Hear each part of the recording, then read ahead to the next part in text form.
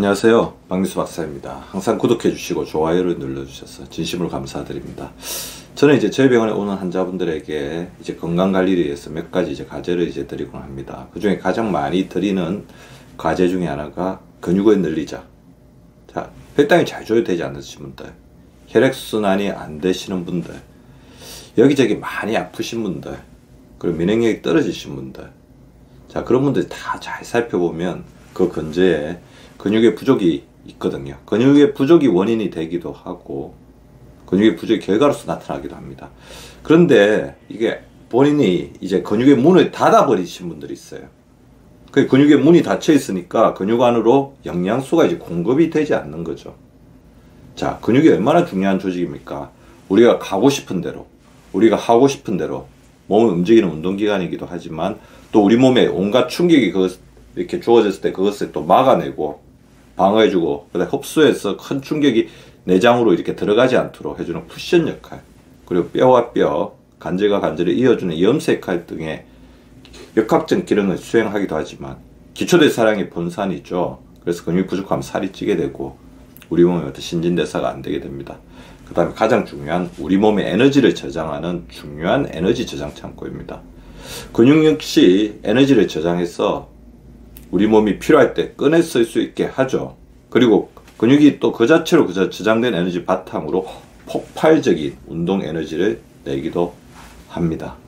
근데 제가 말씀드린 것처럼 근육 내로 영양소가 유입되는 문이 닫혀서 그 활발한 운동 에너지를 내기는커녕 근육이 점점 위축되고 말라가는 근감소 상태, 근의 비효율 상태에 빠지게 되시는 분들이 많은데요. 과연 어떤 분들이 그런 위험성에 빠질지 크게 세 가지 정도로 정리를 해봤습니다. 첫 번째, 근육 안으로 에너지를 넣는 가장 중요한 역할을 하는 게 뭘까요? 맞습니다. 바로 인슐린입니다. 자, 인슐린을 혹사시키는 사람들이죠. 우리 몸에 인슐린은 우리 혈액 속에 포당이 돌아다니면 자, 그 포당을 잡아서 우리 몸의 저장 창고로 보내게 되는데 가장 중요한 저장 창고가 한 세 군데 정도로 압축되죠. 간, 그 다음에 지방세포, 그리고 근육입니다. 간은 한도가 좀 정해져 있죠.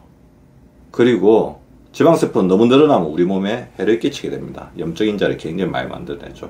그렇다면 우리가 믿을 수 있는 가장 중요한 인슐린이 믿고 맡길 수 있는 포당 저장 창고가 바로 근육이라는 겁니다. 근육 안에 글리코겐의 형태로 이렇게 차곡차곡 저장했다 우리가 필요할 때 운동 에너지로, 활동 에너지로 꺼내 쓰게 되는 겁니다. 혈액 속에 포당이 풍부하게 되면 인슐린이 자, 포당이 결합되죠. 자, 그래서 근육으로 가서 이렇게 인슐린 수용체, 근육에 있는 인슐린 수용체가 결합하게 되면 글루트4, GLUT4라는 이 문이 활성화가 됩니다. 그래서 이 글루트4는 근육 세포의 표면에 존재하는 당 수용체거든요. 그래서 포당을 그렇구나, 포당을 근육 세포로 흡수하는 역할을 하게 됩니다. 자, 즉 인슐린 명령에 의해서 근육 내 에너지를 저장하는 글루트4의 문이 원활하게 잘 열려야 되는데요.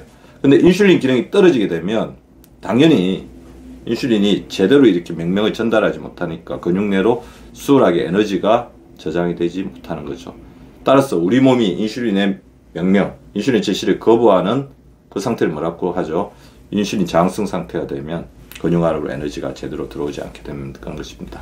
자, 인슐린 저항 상태를 유발하는 가장 대표적인 어떤 우리의 식습관, 그 다음에 습관들을 좀 보시겠습니다. 첫 번째, 운동을 안 하는 것도 있지만 식습관이 주로 작용을 하죠. 혈당 지수, 그러니까 우리가 같은 음식 100g 먹었을 때 혈당을 올리는 정도를 이렇게 설탕이 100이라고 했을 때 그거와 비교한 거죠. 그 혈당 지수가 높은 음식은 정제가 많이 되고 흰색에 가까운 가공이 많이 된 음식들입니다. 흰쌀밥이나 찐빵, 그런 것들이 있겠죠. 자, 혈당 지수가 높은 음식을 섭취하게 되면 인슐린이 굉장히 가루 상태에 빠지게 됩니다. 야식, 밤 늦은 시간에 먹게 되면 인슐린이 쉬지를 못하죠. 인슐린 호르몬의 어떤 필요 상태가 더 누적이 된다는 겁니다. 가식, 그죠? 많이 먹게 되면 인슐린 해야 될 일이 그만큼 많아지죠. 폭식, 한꺼번에 이렇게 몰아서 먹는 거고요. 그럼 또 중요한 게 빨리 먹는 겁니다. 굉장히 빨리 먹게 되면 그 자체가 그렐린의 분비를 이렇게 충분히 가동시키지 못해서 포만감을 못 느껴서 항상 가식을 하게 되는 그것뿐만 아니라 빨리 먹게 되면 혈당 지수가 이렇게 높았을 때 스파이크가 일어나는 것처럼 우리 몸에 인슐린에게 굉장히 많은 부담을 준다는 거죠. 식사 후에 후식으로 탄수화물을 섭취하는 것도 굉장히 인슐린을 괴롭히는 대표적인 식습관입니다. 다시 정리해 보겠습니다. 혈당 지수가 높은 음식, 야식, 과식, 폭식, 빨리 먹기, 식사 후 후식으로 탄수화물 섭취를 하고 계신 분들이 있다고 한다면 반드시 이 부분은 교정을 해 주셔야 될 것 같습니다. 두 번째, 어떤 분들이 근육의 문이 닫힐까요?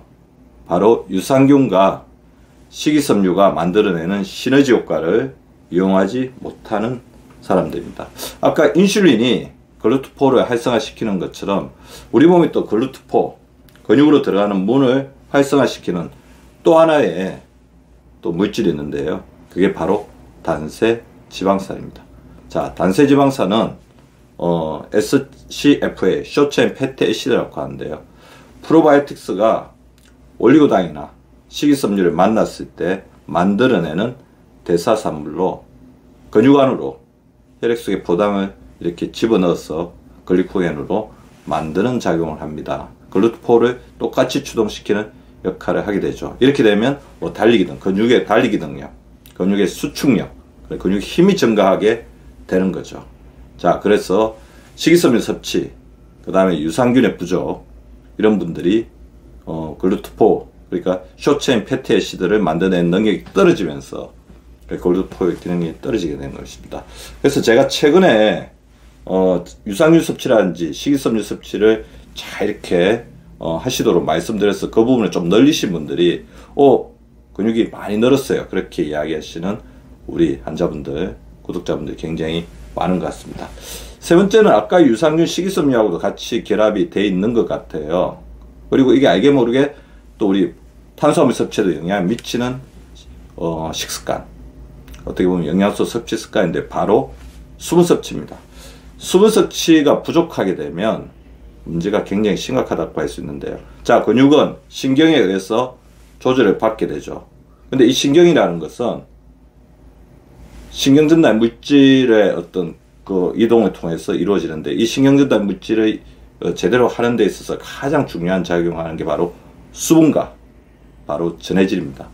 전해질이 수분을 재료로 해서 신경전달 물질을 전달하게 되고, 이것이 우리 근육이 항상 피드백을 거치면서 근육이 더 성장하게 되는 거죠. 근육의 근력이라든지 근육의 조절력이 증가하게 되는 겁니다. 근육을 만들고 체질의 성능을 유지하려면 충분한 수분을 섭취하는 게 굉장히 필수적이고요.